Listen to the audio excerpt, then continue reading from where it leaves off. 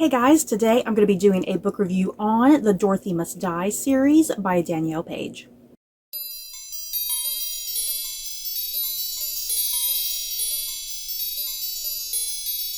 In the Dorothy Must Die series by Danielle Paige, Amy Gum lives a boring life in Kansas, where she lives with her drunken mother and is constantly bullied at school. One day, a tornado magically takes Amy to Oz, a place she thought only existed in books and movies.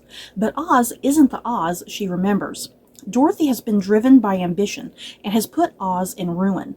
It's Amy's mission to restore Oz to its former glory, and that requires the death of Dorothy. So, before I head into my thoughts and feelings on this series, quick disclaimer, I don't plan on having any type of spoilers in this particular video. I'm just going to be talking pretty generally and vaguely about the series, the things that worked for me, the things that didn't work for me, if I would recommend it for you. That being said, the Dorothy Must Die series, it consists of 4 books here. The very first book in the series is Dorothy Must Die, and then we have book 2, which is The Wicked Will Rise, and then book 3 we have Yellow Brick War, and then the 4th and final book in the series, The End of Oz. And this is not really the entirety of the series. Danielle Paige also wrote like several novellas and short story compilation books. So if you end up liking this series, you may want to check out all of those books as well, because there's a lot of additional material that goes with these books. So let me just begin this review here. This series, it was fine. It was okay. It's definitely nowhere near close to being like my top favorite young adult series at all.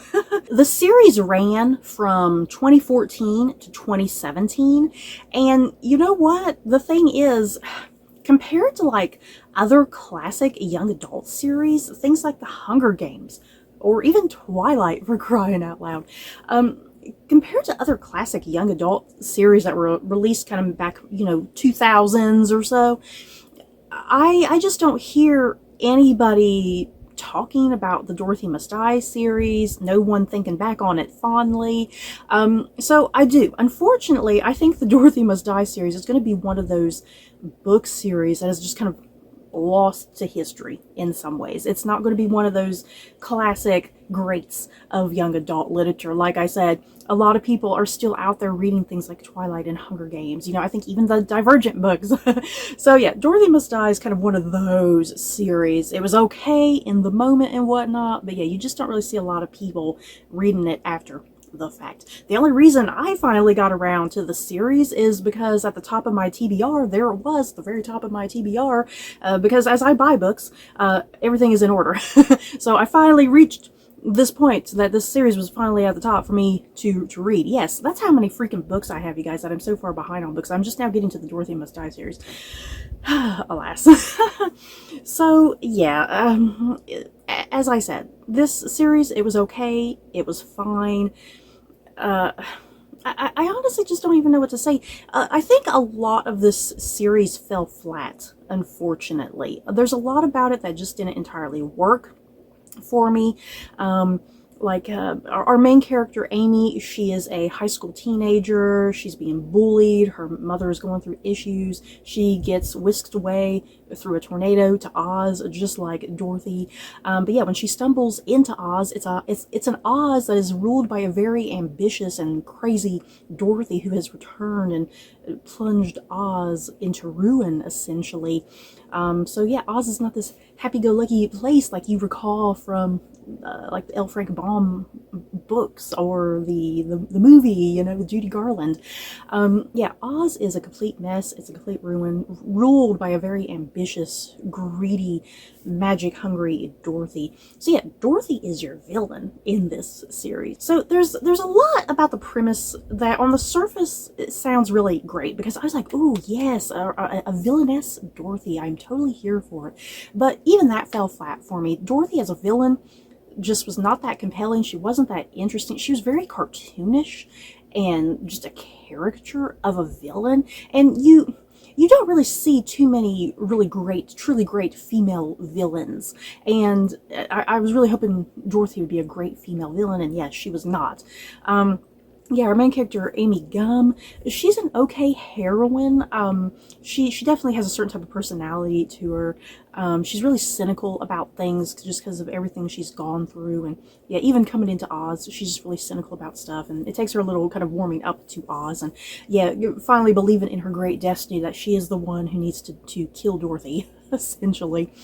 And yeah, all of a sudden she has magic powers. It's a young adult. Your heroine is always just going to have magical abilities just out of nowhere because she has to kill the big villain, and no one else, for whatever reason, can't kill the big villain. Even the world building, you guys, I was really even disappointed with the world building. It's Oz, for crying out loud. Do something with the world of Oz. And like, I just felt like I never really had a good sense of the feel and vibe of Oz.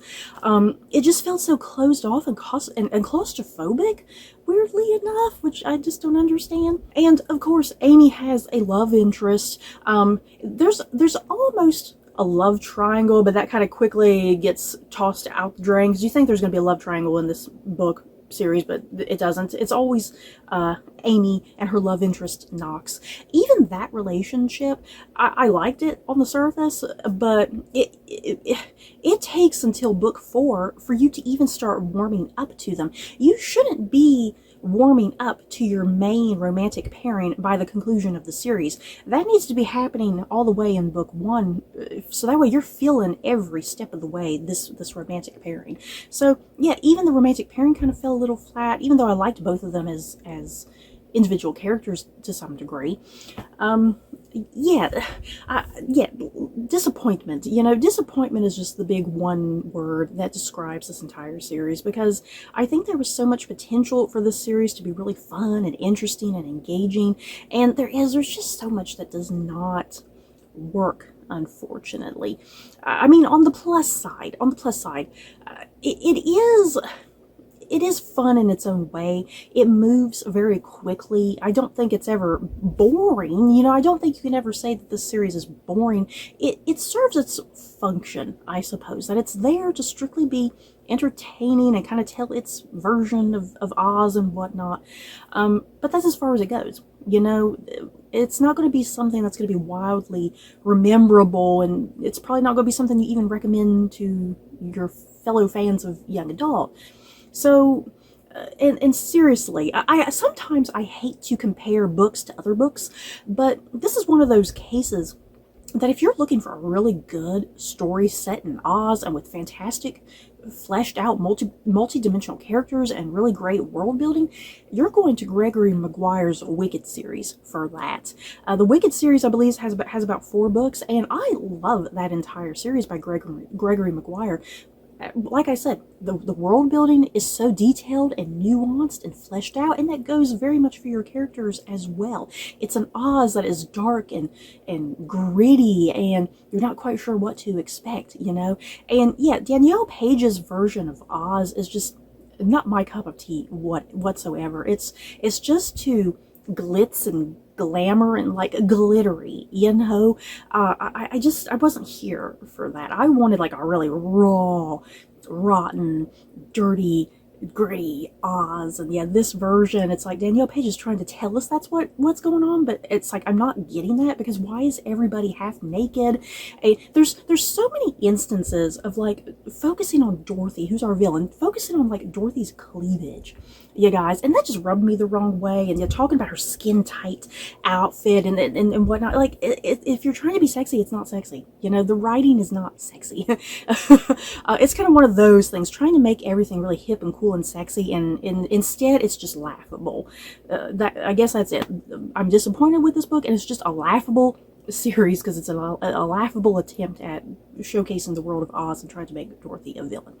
So yeah, this review, it may sound like I just absolutely totally hated the series. Like I said, the redeeming factor is that you're not bored, at least, and it is fun and entertaining in its own way, but yeah, that's all you can expect with it. Don't expect more, like deepness and nuance and depth. So yeah, who would I recommend this series to? I mean, if you want to try it hell, go ahead and try it. I'm not going to stop you. And I mean, if you loved this series, I'm glad. I'm glad for you if you love this series. If it worked for you, great. Thumbs up. But yeah, it did not work for me, and I definitely just would not recommend this, quite honestly. Again, Gregory Maguire's Wicked series, far more superior. So you guys, that is it for my thoughts and feelings on the Dorothy Must Die series by Danielle Paige. In the comments below, have you guys read this series? Do you plan on reading it? Just let me know your thoughts down below. So that's it for this review. Don't forget to like, comment, and subscribe, and if you like this video, you may like these other videos. Bye guys.